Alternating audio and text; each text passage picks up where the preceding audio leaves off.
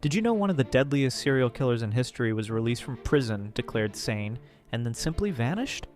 Pedro Lopez confessed to murdering over 300 young girls across Colombia, Ecuador, and Peru. He led police to more than 50 bodies. Investigators called him the Monster of the Andes. He was convicted in Ecuador in 1980. His sentence? 16 years. He was released in 1998. Not escaped. Released.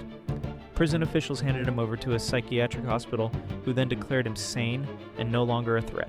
He walked out in 1999. Colombian authorities briefly detained him on a different charge, then let him go again in 2002. After that, nothing.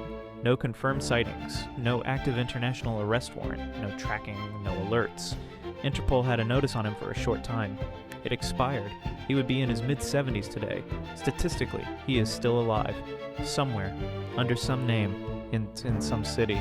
Nobody's looking for him. That is the part that should keep you up at night.